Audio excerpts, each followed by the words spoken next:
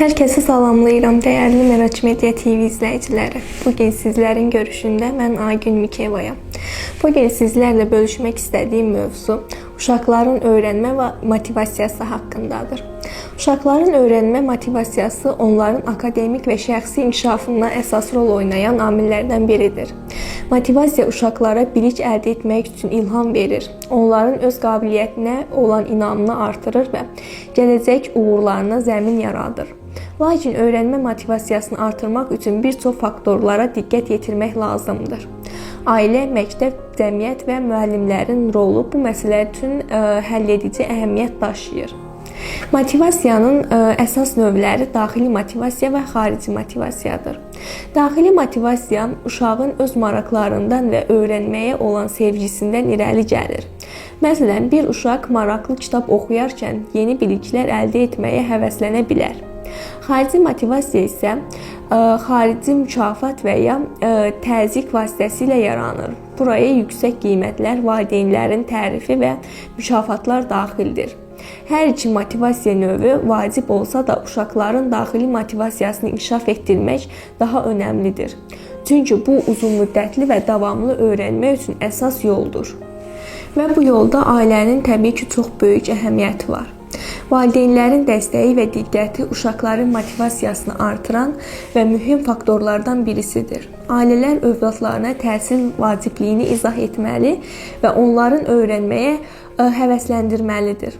Uşaqlar öz fikirlərini ifadə etmək və maraqlarını araşdırmaq üçün sərbəstlik veriləndə onların təhsilə olan marağı artır. Və təbii ki, tək valideynlərin deyil, eləcə də müəllimlərin də təsiri çox böyükdür. Müəllimlərin uşaqların öyrənmə prosesindəki rolu əvəz olunmazdır. Müəllimlər dərsləri maraqlı və interaktiv şəkildə keçməklə uşaqların öyrənmə həvəsini yarada bilər. Bundan əlavə, uşaqlar öz güclərinə inanmağı təşviq edən müəllimlərin onların özünə inamını artırır və onları daha böyük uğurlara həvəsləndirir. Tədris mühiti məktəbdə yaradıcı və dəstəkləyici mühit uşaqların motivasiyasını artırır. Maraqlı dərslər, praktiki təcrübələr və interaktiv metodlar uşaqların təhsilə olan marağını gücləndirir. Məsələn, oyun əsaslı tədris metodları, qrup işləri və layihə əsaslı öyrənmə uşaqlara daha əyləncəli və məhsuldar təhsil təcrübəsi yaşadır.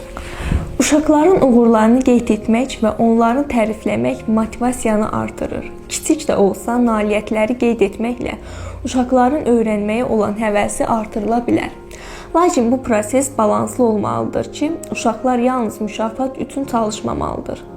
Müasir texnologiyalar uşaqların motivasiyasını artırmaq üçün yeni imkanlar yaradır. Elektron dərsliklər, təhsil oyunları, virtual reallıq və tədris platformaları vasitəsilə uşaqlar dərslərə marağını artıra bilər. Uşaqlar öyrənmə motivasiyasının azalmasına səbəb ola biləcək bəzi mənfi faktorlar da mövcuddur. Ailədən və ya məktəbdən gələn həddindən artıq təzyiq. Ailədən gələn təzyiqlər və eləcə də məktəbdə olan təzyiqlər uşaqların motivasiyasını azalda bilir.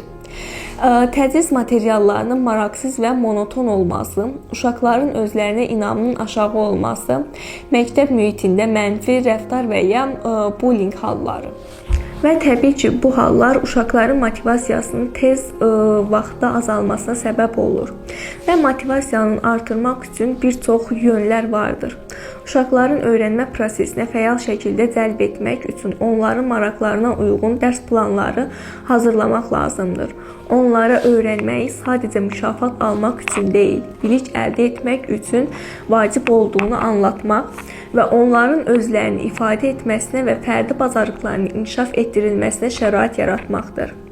Müasir tədris texnologiyalarından, innovativ metodlardan istifadə etmək, uşaqlara müntəzəm olaraq öyrənmə mövzusunda açıq söhbətlər aparmaq lazımdır. Uşaqların öyrənmə motivasiyasını artırmaq, onların gələcək uğurlu həyatın təməlini qoymaq deməkdir. Bunun üçün ailə, məktəb və cəmiyyət birgə çalışması vacibdir. Dəstəkləyici mühit, maraqlı dərslər və düzgün istiqamətləndirmə ilə uşaqların təhsilə olan həvəsini artırmaq mümkündür. Motivasiya təkcə akademik nailiyyətlər üçün deyil, uşaqların hər tərəfli inkişafı üçün də əsasdır. Bu səbəbdən hər bir uşaq fərqli olaraq dəyərləndirməli və onların potensialını düzgün şəkildə yönləndirmək lazımdır. Və uşaqlara təhsil və tərbiyə verdikdə onları motivasiyadan salmaq deyil, əksinə onların motivasiyasını daha da yüksəltmək lazımdır. Və ümid edirəm ki, danışdığım mövzu sizlərin xoşuna gəlmişdir. Dinlədiyiniz üçün təşəkkür edirəm. Görüşənədək.